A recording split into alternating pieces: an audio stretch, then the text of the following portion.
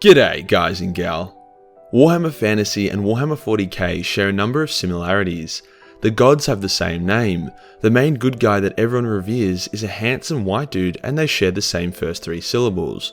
Despite this, there isn't exactly a one-to-one power conversion. As I've discussed previously, the demons and gods in 40k are more powerful than the demons and gods in fantasy, as they fundamentally have a metric spewed load more people in the galaxy feeding them with negative emotions. As you know, everyone in 40k is feeling pretty negative most of the time, so it's quite a lot of power. As such, killing a demon prince or greater demon in 40k is more impressive than killing one in fantasy. After all, heavily fortified imperial worlds fall to chaos all the time with no effort, whilst it took the combined aneurysm of all 4 chaos gods to destroy the fantasy world, a world where some of the most advanced weaponry was steam-based tanks. Without an exact measurement of power scaling between the 2 settings, we can use a sophisticated method I have developed to uncover a solution.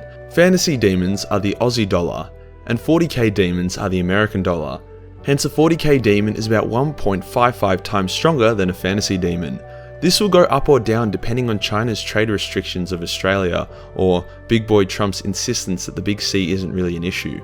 The reason why I'm focusing on demons as our method of power conversion is because they are the only thing that is the same between the settings. Karbanda, the greater demon of Khorne, is present as Khorne's greatest champion in both settings, beating Sanguinius in their first encounter in 40k and simultaneously fighting off fantasy's greatest heroes. A lot of people think this is a lore channel, but they are wrong. It is a science channel, so we're using science for this video. Checkmate, Christians. Before we get started, we are so close to 80,000 subscribers. These past 2 months have been incredible and a dream come true for me. To celebrate this, I am once again asking for your support. Italian Spartacus, I challenge thee to a head-to-head campaign in Total War Warhammer 2 Vanilla. This time there is a significant cash prize. $800 if you beat me, and $200 for just showing up, courtesy of Legend of Total War. It's the offer of a lifetime and would be the kick your channel needs to stay afloat outside of a game or DLC launch. I would honestly be shocked to witness someone who would say no for a free $200. You would have to find me incredibly intimidating to say no, but the ball is in your court. Today we'll be checking out 5 characters from fantasy that could body a Primarch. Not all Primarchs are made equal, so to make things simple we'll use Gulliman as our guinea pig, whilst also discussing if the fantasy character could beat the rest of the Primarchs, or would the powerful ones such as Magnus or Sanguinius be too much for all of them? Let's get into it. Kicking us off with the first Warhammer Fantasy character that could bone a Primarch is none other than the bony boy himself, Nagash. I would call him Bone Daddy, but that title is reserved for Cetra. Nagash is the king of humble beginnings. Whilst others on this list were engineered by gods or chosen by the gods, Nagash made himself a god through good work ethic and dedication. And, lots of messed up experiments resulting in the death and suffering of millions, but that's irrelevant. Nagash's superpower was his capacity to learn. He first learnt about dark magic from some dark elves he captured, eventually beating them in a magical duel soon after. He was then able to create an elixir of immortality, and he wiped out the mighty kingdom of Nehekara. Although that second part was just because he was a sore loser and poisoned their water supply. Them being a kingdom based in the desert, having their water ruined was obviously quite the problem. He then attempted to raise the entire kingdom from the dead as his minions, who would then unleash upon the world, terrifying the Skaven so much that they teamed up with the last remaining king of Nehekara in order to kill him. See, Nagash gets distracted easily. It's like he's got ADHD. If he's summoning millions of undead to his cause, he's usually pretty vulnerable. Fortunately for Nagash, being the embodiment of death means you're pretty good at avoiding it, hence it came back to life once again and was a pest. However, once again he got distracted and died, this time by Sigma wriggling Nagash's own crown in front of them, being like, "You'll never get this, la diddy da da." And then Nagash reached for it and Sigma smacked him with Galmaraz and banished him to the Shadow Realm. Nagash easily could have just said, "Yes, I will get this," and murder Sigma from 20 meters away with his overpowered death magic. But as the old saying goes, just because you conquered death and unlocked the secrets to immortality doesn't mean you're actually intelligent. Nagash would rise one final time during the end times and finally become more than a pest. He went to an all-you-can-eat god buffet and ate a bunch of gods, becoming extremely powerful to a point where the gods of chaos were genuinely concerned he would kill them. It was Nagash's plan to eat them after all. In his final form, however, Nagash fought Karbanda to a stalemate, before Sigma had to come in and destroy the favourite demon of Khorne. So it begs the question, can full strength Nagash kill a Primarch? From the above we can see that his mastery over magic and death makes him a beast, but he's still quite fragile if you're able to get past his guard. Both times he was killed was from a mortal man who was able to surprise him, mainly due to Nagash's arrogance. He could have easily created protective barriers or turned his enemies into dust from afar, but he's just too damn cocky. Ironically, his second in command Archon is a very sensible lich and uses force fields and range magic like it's going out of fashion, probably because he has witnessed his lord get his ass kicked many times.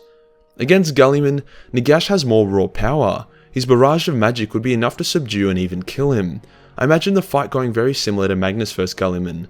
Magnus was arrogant and relied on his magic, which is why Guilliman was able to get a few good hits in. Despite that, however, he was only able to beat Magnus due to a lot of help. In saying this though, Guilliman is way smarter than Nagash will ever be, so I doubt he would just allow himself to get pinned down and slowly drained, instead distancing or distracting until he found an opening. If Sigma can kill Nagash with one hit from Galmaraz, then imagine what Guilliman could do with the flaming sword of the Emperor. Other Primarchs such as Russ or Dawn would probably beat Nagash due to their anti-magic powers, whilst Magnus himself would likely overpower the Lord of Death in sheer sorceress might. In saying that, Primarchs such as the Lion or pre-heresy Lorgar would most likely get killed by Nagash, as the Lion relies on his sword fighting ability and was actually put into a coma by a magic attack, and Lorgar is, well, you know, Lorgar. Overall, Nagash would be a tough opponent for a Primarch and could even kill some of them, but the majority of them would beat him, either through outsmarting or overpowering. The next fantasy character that could kill a Primarch is also the most underused villain in the entire setting, Narok the Black. You know Kolek Suneater, that massive god tier Shaggoth? Well, Narok is his daddy, and he's about 10 times bigger. One time Archaon, the cooler version of Abaddon, scaled a mountain searching for a sword called the Slayer of Kings. Epic name, I know. After scaling the mountain, he realized it was actually Narok who was asleep and he was climbing on him.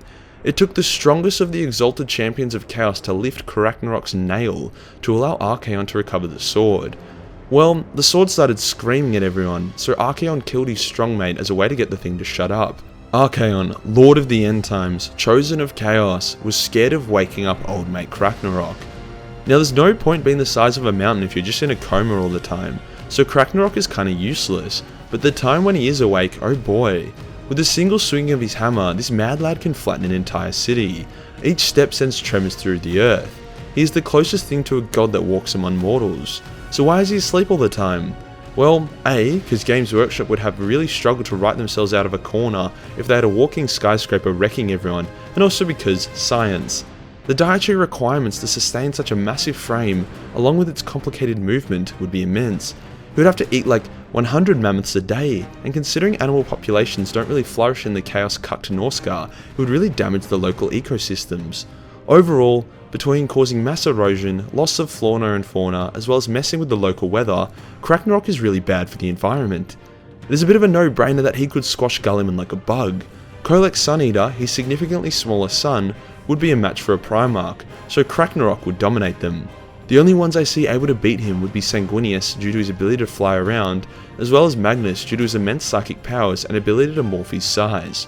The rest would just get turned into Primarch soup, especially Angron, that dumbass motherfucker. On to the next character who could body one of the Big E's glorified experiments. We have Sigma. Now there's a lot of theories that Sigma himself is actually one of the lost Primarchs.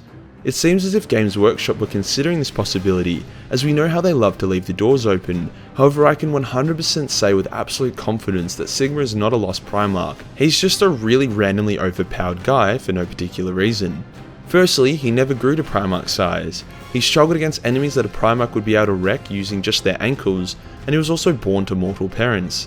Sigma is like an RPG protagonist. At level 1 he kicked in some greenskins, then got access to an account-bound overpowered weapon called Galmaraz.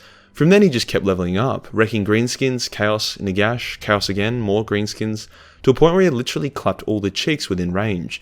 He then bought some in-game currency and ascended to godhood. During the end times he returned with thousands of years of grinding in heaven, as well as multiple pay-to-win items. He smashed through chaos, shattering Kabunda's skull and kicking Archaon in the balls. As stated in my Could Sigma Kill the God Emperor of Mankind video, Sigma at this point was about Primarch strength. He had godlike powers and could quickly kill the demon that all of his powered up allies could not. Even Nagash couldn't. He then kicked Archaon's ass, despite Archaon having the combined favour of all the gods of chaos. So from this, I would say he could beat all the Primarchs who would fight him fairly. Gulliman, Russ, Lorgar, and even the Lion are some of the Primarchs who I would say God Sigmar could beat. Once again, Sanguinius would prove to be a massive opponent for Sigmar here, as would Magnus, especially since Sigmar has a rough track record against magical nerds. If we're talking about Sigmar from Age of Sigmar, then none of the Primarchs stand a chance. Don't argue, he's a literal god that beat the combined might of Gork and Mork in a wrestling match. On to the first and most badass pointy-eared elf to ever exist, Anarion. You know, Games Workshop was really smart making Anarion the first elf. Most other franchises struggle with their elves being considered, well, kind of homo. So having a warrior so badass that the gods of chaos pleaded with him not to clap them is awesome. Anarion rose to prominence when the Great Catastrophe happened and chaos first entered the world. He entered into the flames of Asuryan, becoming a demigod, and he started one-shotting everyone and united the elves into a warlike race. Chaos then tried to break his will by murdering his family, but that was the worst thing they could have done.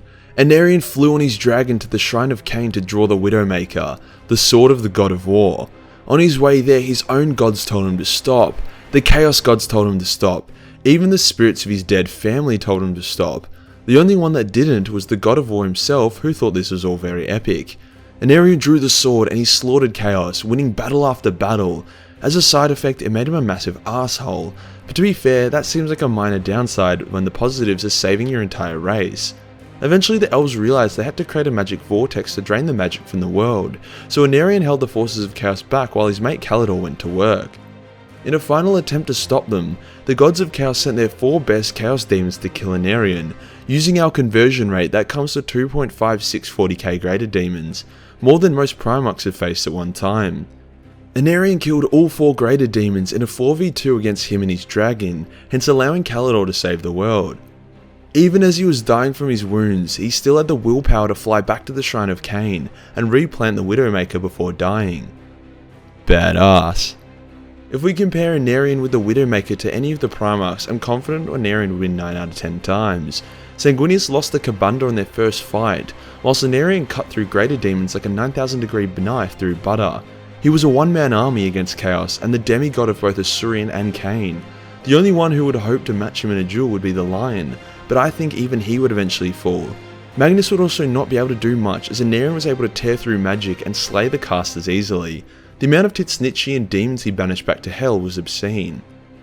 If separated from his sword, then it's likely Anarion would not even be able to beat Lorgar, but with it, Lorgar would be his bitch.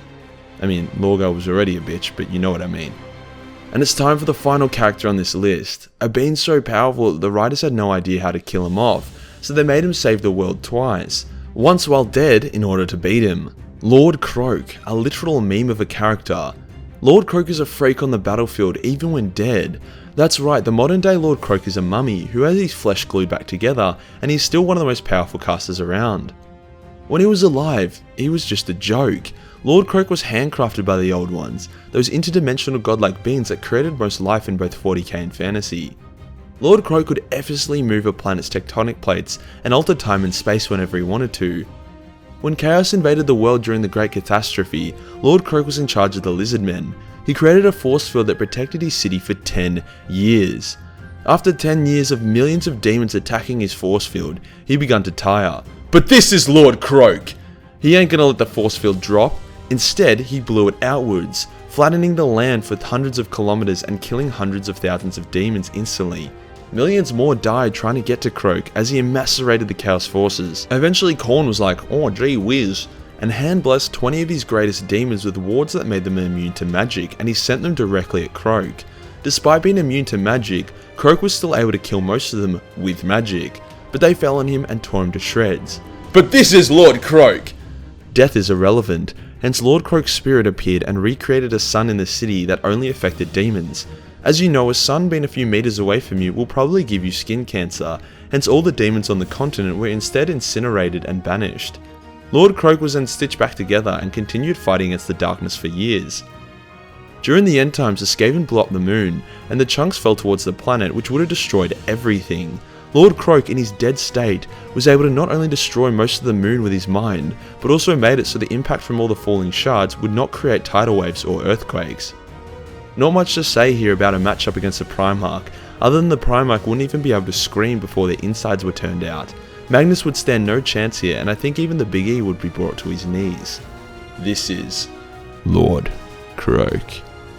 Overall, the 40k setting is just way more powerful than fantasy, but there are exceptions to every rule. Just like my rule about white bold people being evil. I stand by that rule, but Voldemort's Guide to Warhammer is an exception to it. He's a good man. And that does us for today, guys. Sorry this video is a bit more PG than usual. YouTube have their eye of Sauron on me at the moment, so I need to be on good behaviour. It's not about like ad revenue per se. You guys have supported me that much on Patreon that it's not that important. It's more like YouTube not recommending my videos to people. If you like the video and want to support the channel, then hit the subscribe button, and then hit the real subscribe button. We're so close to 100,000 subs, and I have a really cool surprise for you guys when we get there. Join the Discord for more memes, and I'll see you in the next one. Peace.